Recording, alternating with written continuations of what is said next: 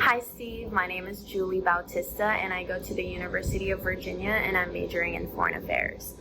Just a little bit of background about myself. I was born in the Philippines and when I was 13 my family moved to Guam, and after high school I moved to the States for college.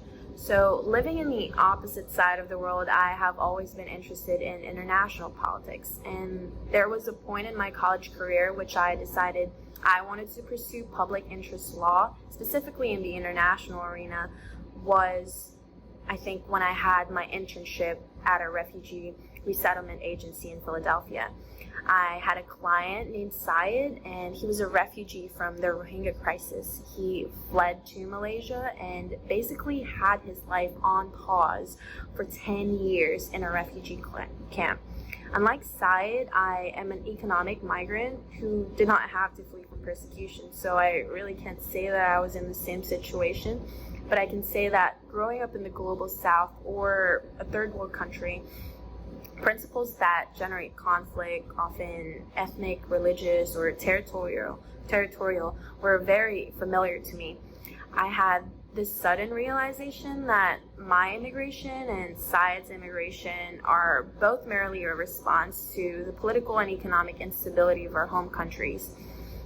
And before this internship, I did not have this sense of awareness, as I was mostly preoccupied with working multiple jobs to support myself throughout college.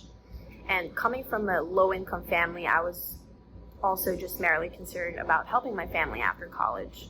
But I realized that most Americans also share the same experiences as Syed and myself. We are functioning under this global structure of power, either consciously or unconsciously so. Once I recognized this shared commonality, I started to see Syed's and my struggles in others, such as my coworkers at Dunkin' Donuts from India or my Italian roommate, right? There's this interconnectedness of political, economic, immigration, and mass inequality in relation to the global structure of power. And this complexity of power structure and international affairs is really what I seek to understand as I aspire to become an international lawyer. Hundreds of lawyers work at the UN, the World Bank, ICC, and other intergovernmental organizations, and I think these powerful institutions have the capacity to either replicate this mass inequality that we have now or reconstruct them. Political disputes, immigration, inequality, and power, these are all in our world system, and it is within the public interest to really comprehend how they can be easily replicated and confine our society in such an undesirable state. And hopefully I would be able to take part in reconstructing them, which would highly consider the human rights aspect of it as an international lawyer.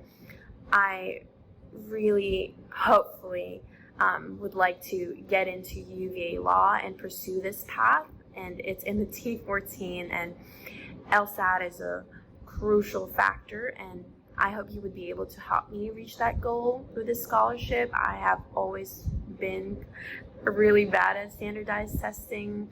I get so much anxiety when I'm being timed, and even with a 5-minute time allowance for this video gets me a little on edge, but I hope this video persuaded you sufficiently and necessarily. I thank you for this opportunity. I'm sure that whoever you pick, Steve, would really make great changes in the world. Thank you. Bye.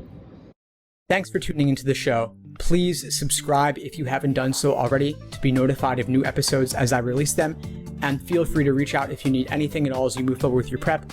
I'm happy to help however I can. In the meantime, I wish you all the best and take care.